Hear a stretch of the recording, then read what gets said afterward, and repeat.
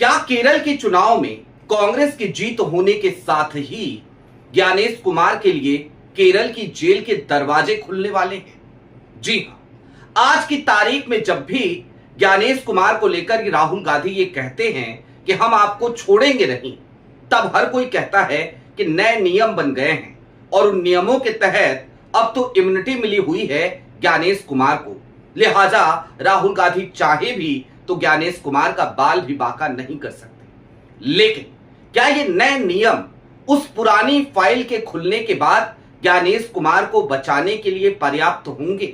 एक फाइल जो फाइल आज से दशकों पुरानी है, एक फाइल जो 20 साल से कहां गुम हो गई थी, किसी को पता ही नहीं चला। क्या वो फाइल अब कांग्रेस खोलेगी? एक ऐसी फाइल जिसमें किसी ने एक आखिरी चिट्ठी लिखी थी, एक ऐसे व्यक्ति ने जो इस देश का नागरिक भी नहीं था, एक ऐसा व्यक्ति जो करप्शन का शिकार हुआ और जिसकी वजह से उसने अपनी जान दे दी।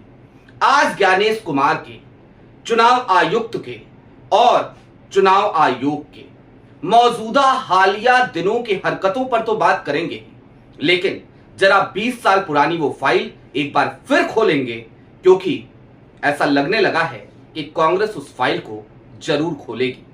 नमस्कार, मैं स्वप्निल और आप मुद्दा देख रहे हैं। दोस्तों, आगे बढ़े उससे पहले वही छोटी सी अपील। मुद्दा इन दिनों एक गंभीर आर्थिक संकट से जूझ रहा है।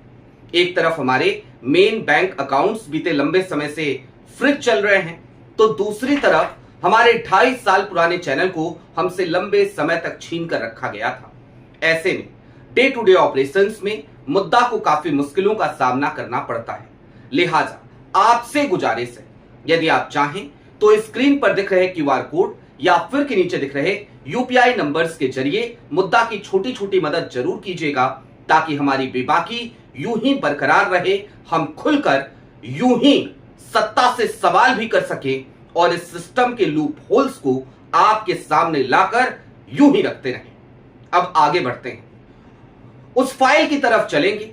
2006 की उस दुखद घटना से आपको रूबरू कराएंगे, लेकिन उससे पहले जरा हालिया घटनाक्रमों को देख लीजिए। मसलन ऐसा लगा जैसे इस बार तो चुनाव आयुक्त, मुख्य चुनाव आयुक्त ज्ञानेश कुमार ने अपने चेहरे से नकाब ही उतार दिया, और ऐसा भी लगा जैसे चुनाव आयोग ने तो खुल करके इस बात को स्वीकार कर लिया कि हां भैया, हमारा और सत्ताधारी दल का यानी कि भारतीय जनता पार्टी का चोली दामन का साथ है। हम एक साथ मिले हुए हैं, एक ही थैली के चट्टे बट्टे हैं, जिसको जो करना है कर ले, जिसको जो बिगाड़ना है बिगाड़ ले। मैं किस घटना का जिक्र कर रहा हूं? आपको याद होगा टीएमसी के सांसद डेरेक ओब्रायन का हालिया दिनों का वो बयान, जिसमें वो बाहर आकर बताते हैं कि मुख्य चुनाव आयुक्त ने हमसे सीधे शब्दों में कहा, गेट लॉस्ट। जरा सोचिए, मुख्य चुनाव आयुक्त एक जनप्रतिनिधि को गेट लॉस्ट कह रहे हैं, जबकि उनकी जिम्मेदारी तो थी कि वो अपनी तरफ से ये भरोसा दिलाते कि ये एक संवैधानिक संस्था है, लिहाजा आपको डरने की जरूरत नहीं, घबराने की जरूरत नहीं, चुनाव निष्पक्ष तरीके से होंगे। लेकिन डेरेक ओब्रायन के इस बयान के ठीक बाद हमें एक ट्वीट भी देखने को मिला था, और ये ट्वीट कहीं और से नहीं बल्कि इलेक्शन कमीशन ऑफ इंडिया के ऑफिशियल ट्विटर अकाउंट से आया था, जिसमें वो टीएमसी को कुछ इस तरीके से समझाने की कोशिश कर रही थी ईसीआई, मानो वो भाषा इलेक्शन कमीशन ऑफ इंडिया की ना हो करके भारतीय जनता पार्टी की हो। अब जाहिर सी बात है, जब इस तरीके के माहौल पैदा हो जाते हैं तो चुनाव आयोग जैसी महत्वपूर्ण संस्था, संवैधानिक संस्था, जिसकी जिम्मेदारी निष्पक्ष रूप से चुनाव कराने की हो, उस पे सवालिया निशान तो उठते ही हैं, संदेह तो पैदा होता ही है। वैसे भी आज की तारीख में चुनाव आयोग की कितनी साख बची है, ये आप भी बेहतर जानते हैं और हम भी। हालांकि इससे पहले राजीव कुमार ने चाहे जितना भी बेड़ा गर्क किया हो, लेकिन कम से कम उस वक्त पे राजीव कुमार के चुनाव आयोग के भीतर उसकी आंखों का पानी हमें जिंदा नजर आता था। वो आंखें छिपा करके कुछ किया करता था, लेकिन इस तरीके की बेशर्मी तो देखने को नहीं मिलती थी। खैर, अब बात भारत के सिस्टम की करते हैं। ये 2006 का साल था, एक मलेशियन कॉन्ट्रैक्टर इस देश की धरती पर काम करने आया था। वो एक इन्वेस्टर भी था, वो काम कर भी रहा था। केरल में एक जेवी किया था उसने, ज्वाइंट वेंचर था और उसके तहत वो सड़क का निर्माण करा रहा था।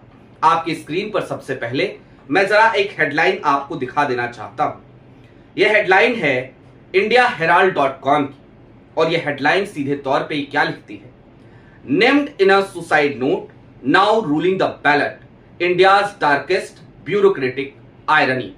इसके अलावा इंडो मलेशियन जेवी project manager commit suicide, Kerala government in fix. ये इंडिया टुडे की हेडलाइन है। आपको ये दोनों हेडलाइन क्यों दिखाई, जरा अब ये समझ लीजिए। दरअसल इंडिया हेराल्ड वाली हेडलाइन सबसे ज्यादा खुल करके बात करती हुई नजर आती है। जी हां, यह हेडलाइन 2025 में छपी थी, 2006 के उसी केस को लेकर, और यह हेडलाइन उस पूरी कहानी को बयां कर रही थी, बता भी रही थी कि देखिए कैसे वो फाइल गायब हो गई, कैसे उस केस का कुछ पता ही नहीं चला। 2006 का ये वही साल था जब पीडब्ल्यूडी सेक्रेटरी हुआ करते थे केरल में ज्ञानेश कुमार।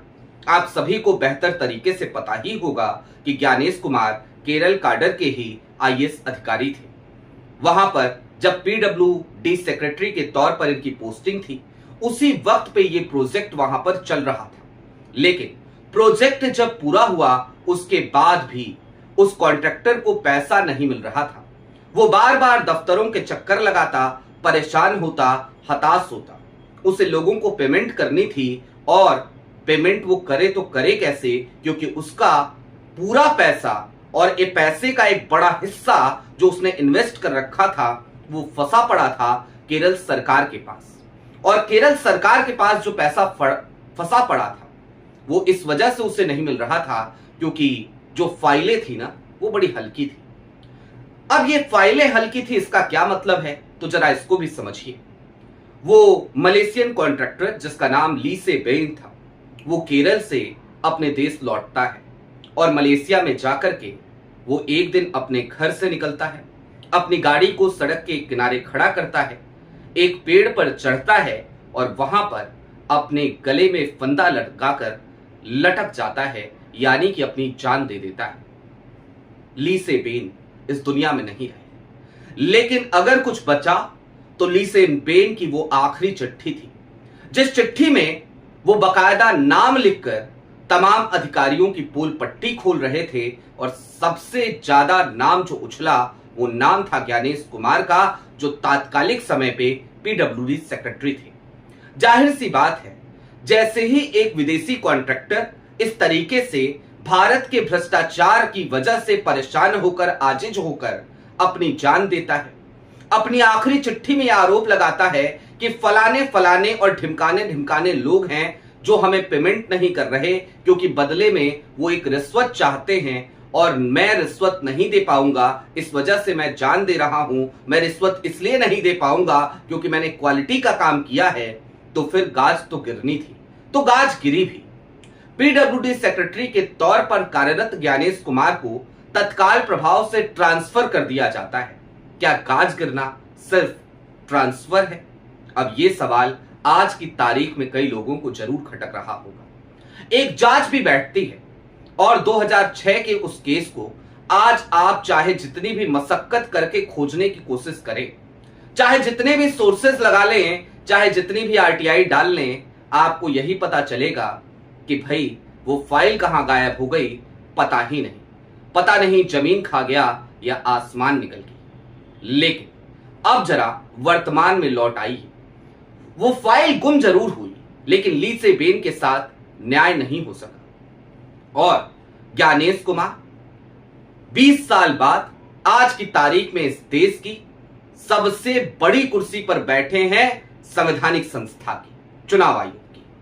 यानी कि कुल मिलाकर इस बात को समझिए कि एक तरफ ली से बेन उनकी रूह न्याय का इंतजार करती रही, तो दूसरी तरफ ज्ञानेश कुमार सने सने सफलता की सीढ़ियां चढ़ते हुए पहले देश के गृह मंत्री अमित शाह के खासम खास बने, सहकारिता मंत्रालय में बतौर सचिव काम किया और आज की तारीख में शाह साहब के लाडले, आंखों के दुलारे तारे वो अब देश के मुख्य चुनाव आयुक्त हैं। एक ऐसे मुख्य चुनाव आयुक्त जो बार बार विपक्ष को आंखें दिखाते हैं, जो बार बार विपक्ष से सवाल करते नजर आते हैं और जो बार बार विपक्ष पे तंज कसते नजर आते हैं, विपक्ष के हर सवाल का माखौल भी बनाते हैं। लेकिन विपक्ष भी तो विपक्ष ही है ना, विपक्ष भी सहेगा तो कब तक सहेगा।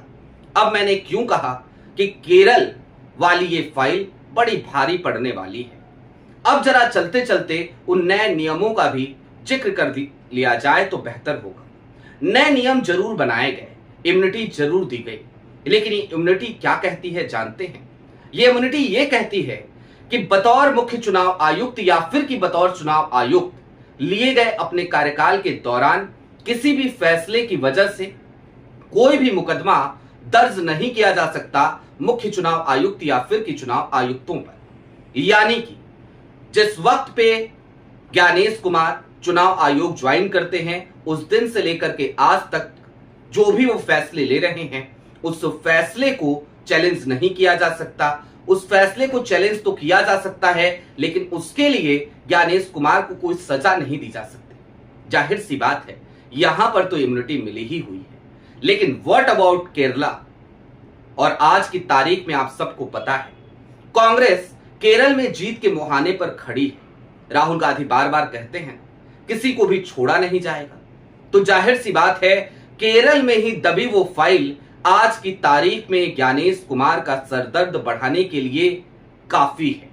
अगर राहुल गांधी चाहें तो केरल में जीत हासिल करने के बाद वो उस फाइल को खुलवा सकते हैं। अगर राहुल गांधी चाहें तो उस फाइल की बदौलत वो कटघरे में ज्ञानेश कुमार को खड़ा भी करवा सकते हैं। और अगर राहुल गांधी चाहे और दोष साबित होता है, सिद्ध होता है ज्ञानेश कुमार का, तो उनको सजा भी दिलवा सकते हैं। यानी कि ये मौजूदा चुनाव 5 राज्यों के, इनमें आज की तारीख में केरल का चुनाव सबसे बड़ा सरदर्द है ज्ञानेश कुमार के लिए, क्योंकि अगर वहां कांग्रेस जीतती है तो फिर मुश्किलें ज्ञानेश कुमार की आपको बढ़ती हुई नजर आएंगी। आपकी क्या राय है वो हमें कमेंट बॉक्स में जरूर बताइएगा। अभी के लिए दीजिए इजाजत। चलते चलते फिर वही अपील, चैनल पे नए हो तो सब्सक्राइब करते हुए जाइएगा, सक्षम हो तो मुद्दा की छोटी छोटी मदद जरूर कीजिएगा, ताकि हम लगातार अपनी बेबाकी को यूं ही बरकरार रख सकें उस वक्त पे जब हमारे तमाम हौसलों को तोड़ने की कोशिशें लगातार जारी हैं, जब हम आर्थिक रूप से लगातार एक गंभीर संकट का सामना कर रहे हैं, लेकिन फिर भी आपकी मोहब्बत, आपके भरोसे, आपकी दी हुई ताकत और आपके दिए हुए हौसले की बदौलत बोले जा रहे हैं। बहुत शुक्रिया।